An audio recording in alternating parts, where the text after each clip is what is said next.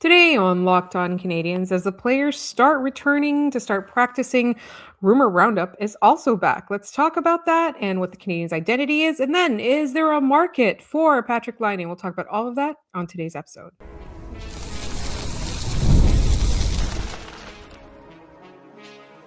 You are Locked On Canadiens, your daily podcast on the Montreal Canadiens.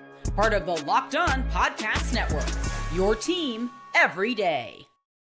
Hi there, everyone, and welcome to another episode of Locked On Canadians. We want to thank you all for making us your first listen of the day.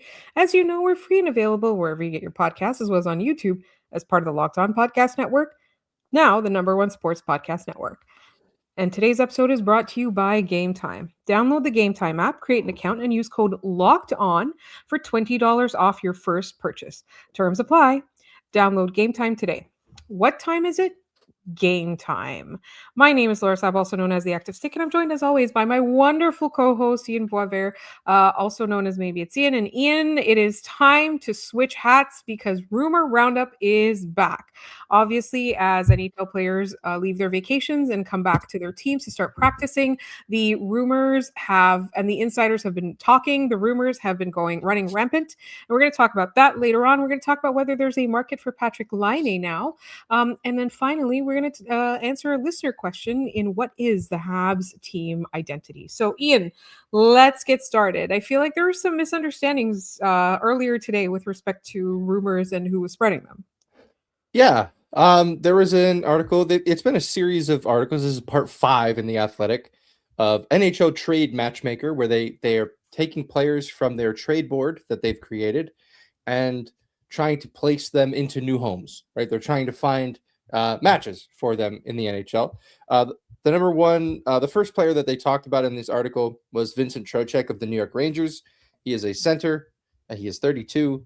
He's a UFA in 2029, which doesn't sound like a real year. Current cap hit, $5.625 million. He's currently second on their trade board. While Chris Johnston linked them to the Minnesota Wild, James Myrtle of The Athletic said that the Montreal Canadiens would be a great fit for Vincent Trocheck. I have a lot of questions about, first of all, I think people are running with this as if James Myrtle is linking the Canadiens to Vincent Trocheck. There's nothing to be gleaned from this that says the Canadiens have interest in this player or are a front runner for this player. I've seen so many different articles and headlines for this. All this to say, it could happen. I'm not going to sit here and tell you it's not happening. But I am going to tell you that there's a difference between is a front runner and I think this is a good fit for this player. I think that's part of the reason this segment exists, is to go through these trade rumors, because a lot of people see name, team, and headline and go, that's what's happening. And I don't think that's what's happening here. I think they link this player because it's a sinking ship in Manhattan with the Rangers. The Canadiens are much better than maybe people thought they would be at this point. And some people still think that they need a second line center. I'd argue that they don't. I think I've kind of made that argument for the last few weeks now, which is that I think for what the prices are out there for second line centers or centers in general, that they kind of made their move at center. And it was to bolster behind Oliver Kapanen and give the Canadiens another option and fill the note. Right. To bring in a center here, like Vincent Trocheck, doesn't make any sense to me, in the sense that this is a right shot center. It does not solve a problem for the Canadiens. In fact, it just creates larger problems. He's got a full no move clause, I believe, through the rest of his contract. 5.625 isn't bad. It's not a bad cap hit, especially as the salary cap is expanding. Yeah, but when is 2029? I can't even think about when that is. 3 years from now. So we might not even be here then. No, we're all day to day, man. Like, I don't know. I have a really hard time looking at this. And I will say this, that there's a similar, not a similar, but a related thought that was put out into the media of Renaud Lavoie of TVA, go ahead. Let's talk about first the entertainment factor and the realism of this. I don't know. Is Vincent Trocheck exciting? Like, no. Like -5 yeehaws out of 100. Like, I have no interest in this. Realism for me is a 0. Yeah, it's not negative. I'll give it a -4 because I do think that I think the narrative about the Canadiens needing a center is Overblown. Like, I think it was a need earlier this season. And then with with Kapanen playing as well as he has, like, the need has shifted. It's shifted to a top line winger, which Yes. I do want to talk about later this week. I have some targets that I want to say that the Canadiens should be all out in going after to fill that need. But yeah, I don't think that this is all that realistic anymore. Anybody who watches this team knows that that's not their. I don't think second line center is their biggest area of need anymore. No, absolutely not. All right, let's talk about the Renault Lavoie one. Sorry, I interrupted you there. Lavoie pointed out that there was a time where the Canadiens were absolutely interested in Nazem Kadri, but that was a we need an option now sort of move. And again, I think the Canadiens are very excited about the play of Oliver Kapanen, despite the fact they haven't seen him at all at the Olympics. I believe his roommate was sick at the Olympics, so he didn't dress either. Not that he did dress. He literally dressed a game and sat on the bench the entire game. But I think that's part. There's a lot. They're like, don't breathe in this direction. Yeah, exactly. We can't have you, German up the works down here. So you just sit up in the press box. You'll be fine. They don't even sit in the press box. They have like just regular seats at these things. They're like sitting. It almost looks like they're sitting with fans. I know they're not, but that's kind of what it looks like. It's really funny. He said, Renaud Lavoie said that there was a time when the Canadiens were interested in Nazem Kadri, but the play of Kapanen has allowed them to think maybe he can just continue to expand this role, and we don't have to take a risk on a player who might give you a boost for a year or two before that decline starts. Like, Vincent Trocheck's only 32, but like, I don't Vincent Trocheck's ceiling right now is much lower than Nazem Kadri's. And like, if his decline falls further than that, you're not in a good place with that deal. So like, that's why, like, I think hearing this, that James Myrtle thinks the Canadiens are a good fit for Trocheck is one thing, but people saying that it is a good fit, I think, is kind of crazy. Like, I just don't think that that's a meaningful use of the Canadiens' assets. They'd have to trade something pretty significant to get that player. And like, for what? You're getting another right shot center. It's, again, I know people really want Robert Thomas, and I understand why you want Robert Thomas. He's a really good player.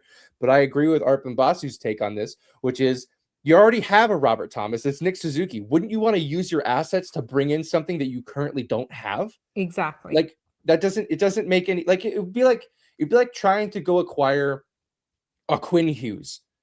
Is Quinn Hughes an elite hockey player? Absolutely. Yeah, he's awesome. He rules. They have one at home, though. You would have to trade so much to get him, and you have one at home. You have Laine Hudson. You need to find different ways to improve this hockey club that isn't just adding more of the same. Again, it's not to denigrate those players. It's to say that this is team building is not get the best player, the best version of this player, and then get another one, and then get another one. Like, you need different guys to do different stuff. Like, Robert Thomas comes to Montreal. He's on the second power play. Is he on the penalty? I don't know. Does he penalty kill? He probably penalty kills in St. Louis. That might be the biggest boost. But are you getting that for a second unit penalty killer? Like, it just doesn't make sense. It doesn't make sense. I know I take credit. Like, everyone's like, Robert Thomas is great. And I feel like we're having different conversations about this player. Nobody's saying he's not good. Nobody's saying he's not great. Nobody's saying that he wouldn't be a great addition to a team. It's just that Montreal doesn't necessarily need to spend assets on him. Right. Yeah, totally. And I want to say something about Oliver Kapanen is that at the very least, what he's done for the Montreal Canadiens is bought them time. He's bought them time. He's either the solution or he's given them time to come up with the solution or like to orchestrate the solution. All right. The Nazem Kadri thing, I don't know if it's do we rate that? That's not even a rumor. That's just something Renaud Lavoie said. It's not exciting. The Canadiens not being interested in a player is not a rumor. It's not a rumor we're analyzing. It's not exciting. And I guess it's realistic. I'll give it 100 yeehaws out of 5 for realism. I think it's bang on. Like, I love what you just said, that Kapanen has bought the Canadiens time. That is a tremendous asset for them to have right now is time. Absolutely. And especially since we know that they're still a little while away from contention and there's still a few things they need to put into place. But in the more immediate, is there now a market for Patrik Laine? We've been hearing that he's going to be traded once the season restarts. So we'll get into that in just a moment here on Locked On Canadiens. This episode is brought to you by Indeed. Workplace chaos. Deadlines stacking up, inbox overflowing, and the one position you have to fill still sitting open. When the pressure's on and you need the right hire, this is a job for sponsored jobs. Indeed Sponsored Jobs helps you reach the people who actually fit what you're looking for. Skills, experience, location. So you're not just hoping the right candidate stumbles across your post. And here's a stat that says it all. In the minute I've been talking to you, companies like yours made 27 hires on Indeed, according to Indeed data worldwide. So if you're hiring, spend less time searching and more time interviewing candidates who check all your boxes with Indeed Sponsored Jobs. Spend less time searching and more time actually interviewing candidates who check all your boxes. Less stress, less time, more results. When you need the right person to cut through the chaos, this is a job for Indeed Sponsored Jobs. And listeners of this show will get a $75 sponsored job credit to help you get your job the premium status it deserves at Indeed.com/podcast. Just go to Indeed.com/podcast right now and support our show by saying you heard about Indeed on this podcast. Indeed.com/podcast. Terms and conditions apply. Need to hire? This is a job for Indeed Sponsored Jobs.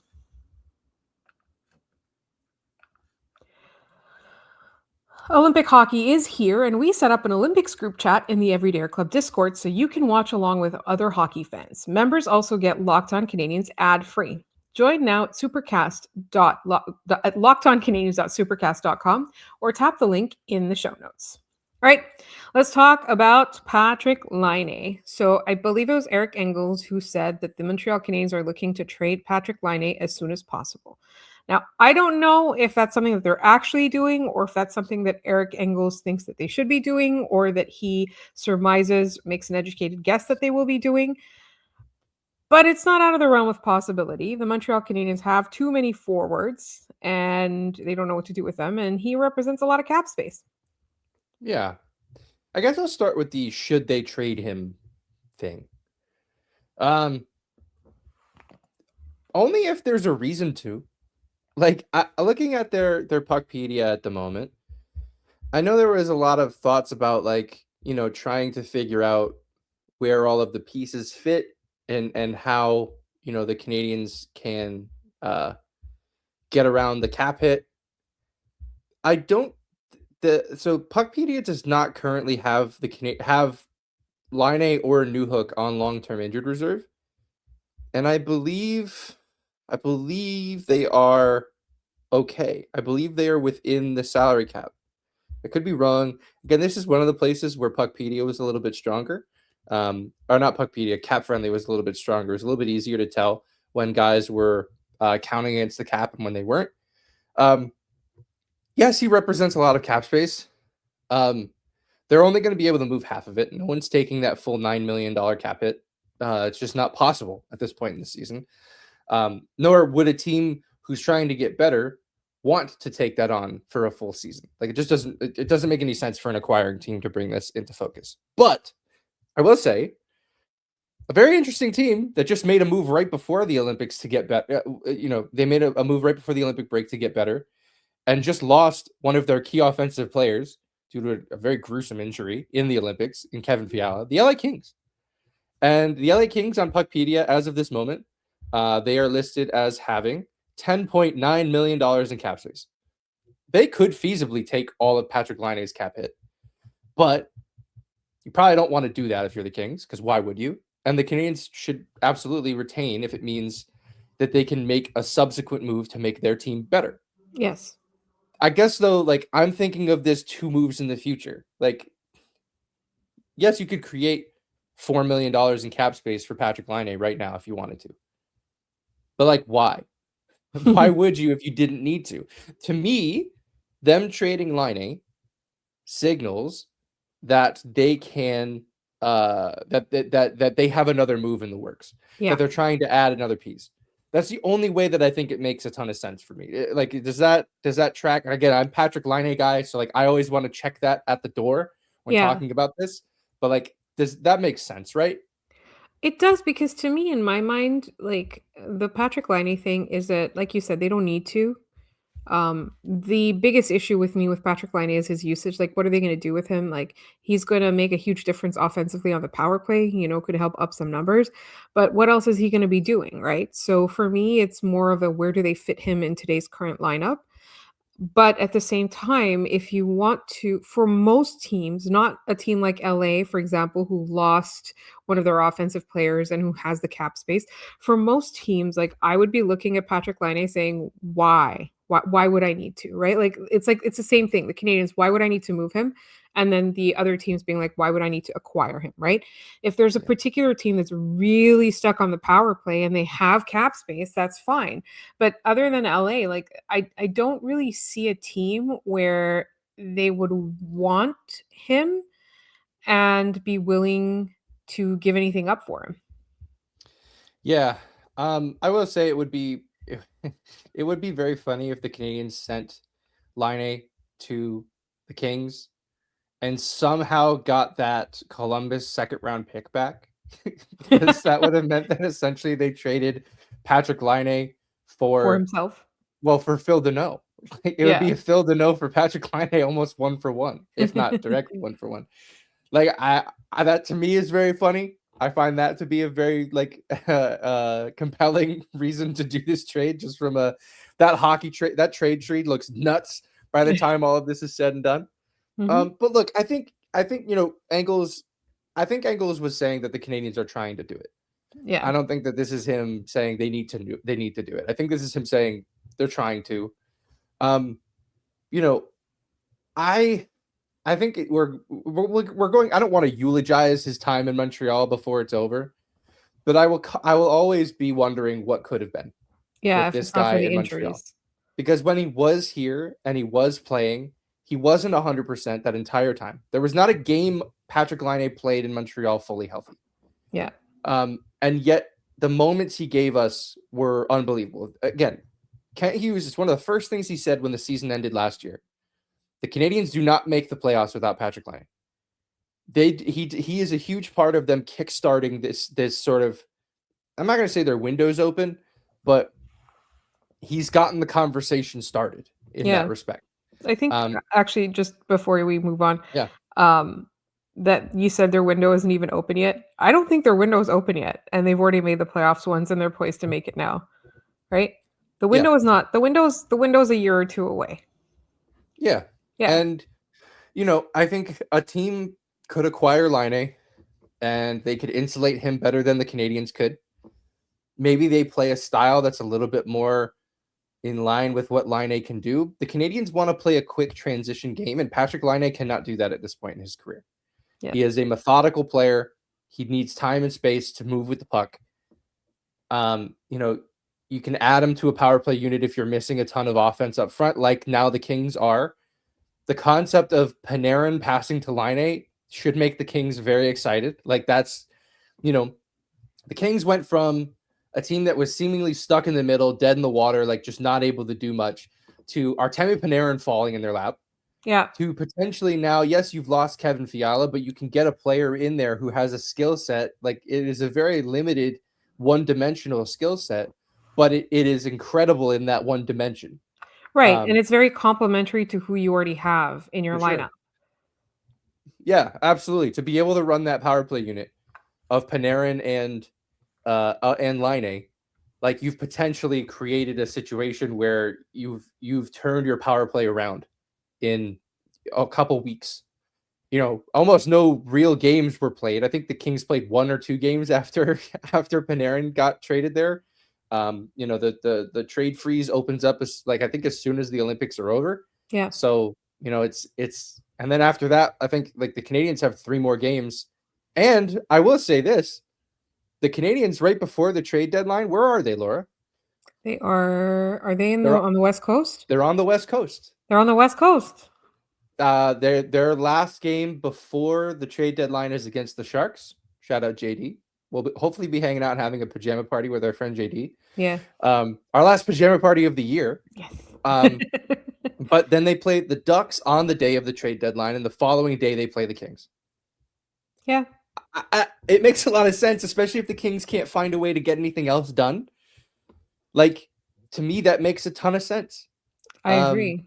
We'll see what ends up happening. Again, there will come a time, if they end up trading him or he leaves whenever, I will have a full-throated eulogy on this player, his time in Montreal, how much it meant to me personally.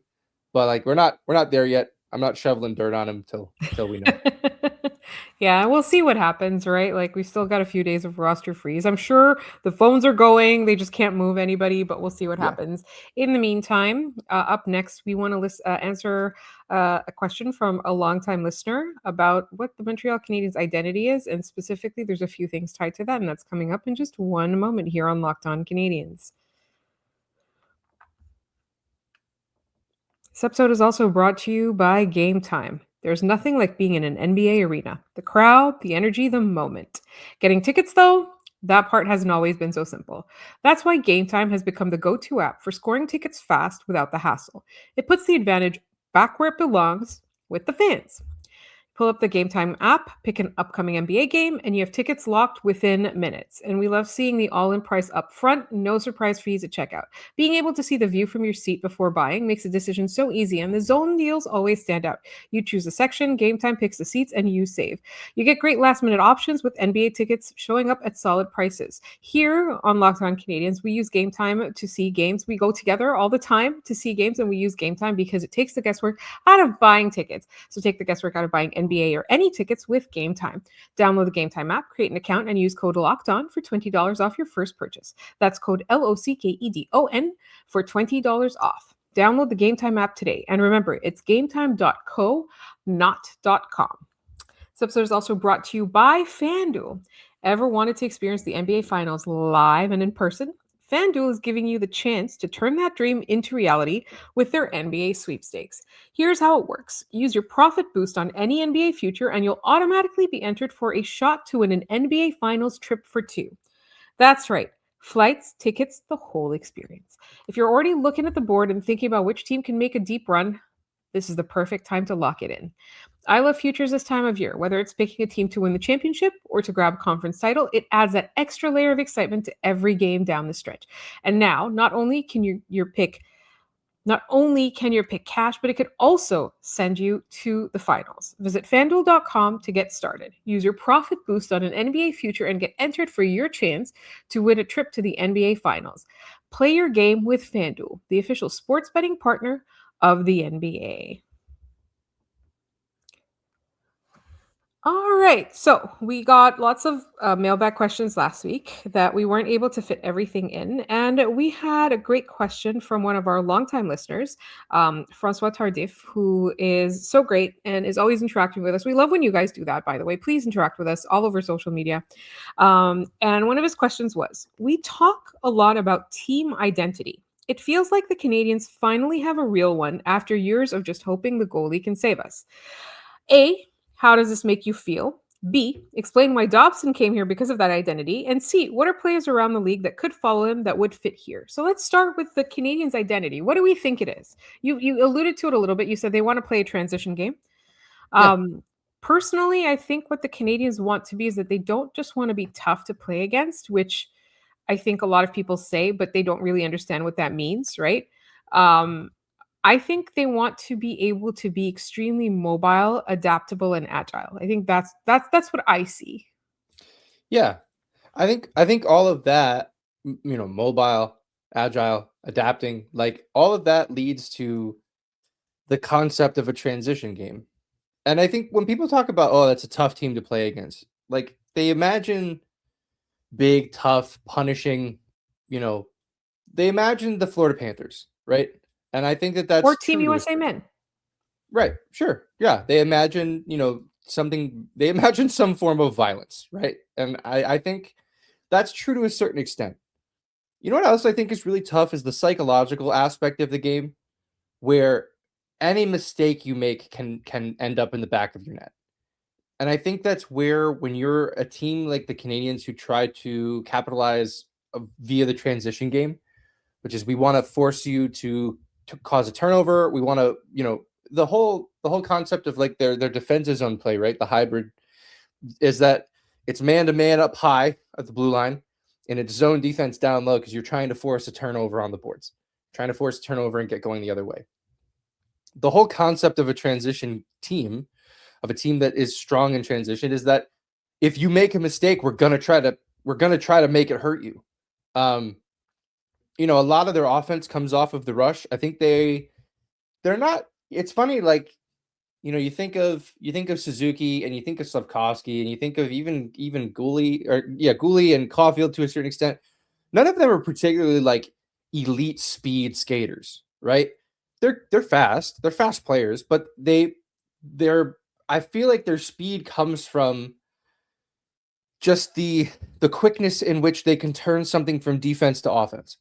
And to me, like that's where their offense lies is making that transition. And that's where their identity is for me right now, is being able to just turn those 50-50 pucks, those turnovers into odd man rushes going back the other way. And when they get burned, it's the opposite of that, right? They're getting crushed the other way because they're trying to force too much in the offensive zone and giving up an odd man rush going the other way.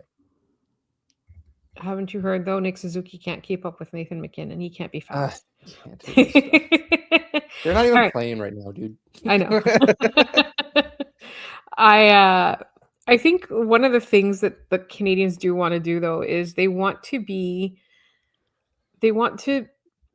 you're talking about the odd man rushes and the capitalizing and all of that. I think they want to be so tight that they don't give up mistakes. Yeah, I think that's what Marty wants. And I know it's a cliche to say like coaches don't want. I don't mean it that way. I mean that they can rely on each other so much that if somebody gives the puck away, somebody else is there to retrieve it. Like that's what I mean, is that they play seamlessly with each other. I'm like, you can't hear it. You might be able to hear it on the mic. I'm like drawing this on my table with my finger. But yeah, like they play so tightly together that they are able to compensate for each other. And we've seen it a few times this season, right? Like somebody gives the puck away, somebody else is there to bail them out. In the past, the only person there was Carey Price to bail them out, right? Yeah. They were all out of ideas and Carey Price was the only answer. Right. The second part of this question is like, how does it make you feel, right? Yeah. This is the first time in my life they've had a team like this. Right? Like I think back to the 07-08 team, right? They were number 1 in the league in offense. But it wasn't like you looked at it and you went like, okay, but like it's Kovalev, who's an older guy, and Koivu, who's an older guy, and like Plekanec had a 70-point season, and is that who he is? And they were fantastic on the power play without like any actual like game-breaking talent. And it just felt, and the rest of their, the 08-09 season bore that out. They weren't very good the next season with the same team, and they blew it up. So like for me, it makes me feel like this is special because all the core guys are going to be here for a while, and they're going to continue to learn and build and create this identity that hopefully they'll be able to bring other guys like Noah Dobson into the fold, and continue to add stars like that. I think that's, to me, the greatest part of this rebuild. It's funny, they never called it a rebuild until they were like done with it, and now they call it a rebuild. It's like, you guys, shut up. Like, you're managing our rebuild at the start. We weren't stupid. We all knew what you were doing. Like, anyway, it's not a rebuild, it's a retool. Enough. Grow up. I personally, I'm just going to say real quick because we want to move on to how Noah Dobson came to agree to come here, and then who else could follow him. I think for me, this is the first time that when I think about the Montreal Canadiens, I get goosebumps just on a Tuesday. Yeah. Right? Yeah. I think about it's like sometimes, and I mean, we love doing this for you guys. We love interacting, but this is a job. And so every day, sometimes I'm like, I can't believe I have to now watch a game and then talk about the game, right? And this year, there's so many times where it's like, oh, I have to watch. Oh, but wait, I get to see them, Oh, yeah. So it's been, I've been doing this for a very long time, and we got to cover a Stanley Cup final, and that was incredible and that was fun. And nowadays I feel like, like round 2 Laura is like regular season Laura. Like, that's the Yeah. level of excitement I have about this team. And it just makes me feel so happy. And I was actually literally talking to a friend of mine, being like, right now is a really good time to be doing this podcast because of that. It makes me so positive and excited. Even when they don't play well, that they have so many good players that it's not like their standard. Their standard isn't being a bad team. Their standard is being a good team, and sometimes they have bad nights or a bad penalty kill or a bad whatever. And we have talked about all the things that they need to improve on. All right, Noah Dobson, what do you think? What is it about this identity that made Noah Dobson be like, yeah, I want to go there? The cap space. No, I knew you were going to say I that. no, I think I think the thing with star players is they want to be able to go to a team where they are needed, Mm-hmm. but not a bad team, not a Yeah. team that needs them so bad that they are not very good. Yeah. So Noah Dobson looked at the Canadiens and probably looked at their depth chart and went, not a lot of righties on that blue line. That makes a lot of sense to me. And then players talk to each other. He probably heard how great it was to play for Marty. He probably heard a lot of the great things about Montreal. I think that's why it was so important that the Canadiens were good when they were, that they got good at a very important time. I think it's tough to look into the future and see, okay, who's next in that respect. We're all going to try, right? We're all going to look in that direction and see what happens. I have a guy off the top of my head that I want to talk about tomorrow. Yes, we're gonna have to wait until tomorrow because it's good. It's Yeah. good. I just cannot find, since the Canadiens started this season and the way things have shaken out, this is a player that I think the Canadiens need to move heaven and earth to get on this roster. But with all that said, like, I think Noah Dobson creates the proof of concept that guys are going to want to come here, Mm-hmm. which is not like, I just keep thinking back to the Bergevin days where he's like, oh, I can't make people come here. Dude, they just did it. What do you mean you can't do it? Kent Hughes and Jeff Gorton did it, and it took them. Bergevin had like 10 years to figure out how to do that, and he never did. And these guys figured it out in like 3. No, I just have no pay. I made myself mad thinking about Mark Bergevin. I need to not do that. Yeah. But like, it's the truth. No, I agree. He's in Buffalo now. Maybe the Canadiens can fleece Buffalo. All right. I just hear him in his like French accent being like, there are no palm trees in Buffalo. Like, I just that when this eventually turns south for Buffalo, not that it will, but like, yeah, it's very funny to the think fans about how deserve much better than they they got. went from a general manager who said, I can't bring anybody here, to another general manager who in the same division said, I can't bring anybody here. Like, it's just kind of funny how that worked for him. Anyway. Yeah. All right. We usually do a daily trivia, and in February, every trivia answer has had something to do with Black History Month. So, Ian, what was the question? I do know the answer this time. Yeah. Yesterday's question was, this Montreal native scored 1 goal in his career against the Habs, an even strength goal for the Columbus Blue Jackets on October 12th, 2001. The answer, Laura, is Jean-Luc Grandpierre. The double hyphenated French name is just so wonderful. Yeah, Jean-Luc Grandpierre playing for the Columbus Blue Jackets. Valkyrie NS, of course, had that one right. And so did longtime listener Mark Couturier. So thank you both for playing. Today's question. Jarome Iginla scored 625 goals in his NHL career. He scored 14 of these goals against the Canadiens. His last 2 goals against Montreal were against the same Habs goalie. Who is in net for Jarome Iginla's last 2 goals against the Montreal Canadiens? If you have the answer, put it in the comments down below this video. Let us know any way you know how. We'll give you a shout out on the next episode of the show.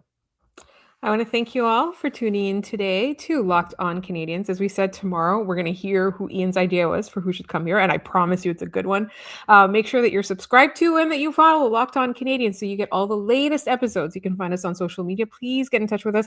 We're on TikTok, on Blue Sky, and on Instagram at Locked On Canadiens. We love hearing from you. You can also email us at lockedoncanadiens@gmail.com. Don't forget, there is a mailbag every Friday, so lockedoncanadiens@gmail.com is the best place to send your mailbag questions. And if you never miss an episode, the Everyday Club is built for you. Get Locked On Canadiens ad-free plus members-only Discord access and more. Head to lockedoncanadiens.supercast.com, I said it right this time, to join the club. For those of you who are on video, we're going to send you to the first ever 24/7 National Locked On Podcast Network YouTube channel. And on audio, make sure that your second listen is NHL Game Night on Locked On NHL. They've been covering, they usually cover the NHL games. They've been covering the Olympics, and you'll find us on there as well. We're going to thank you all so much for listening, and we will see you all tomorrow.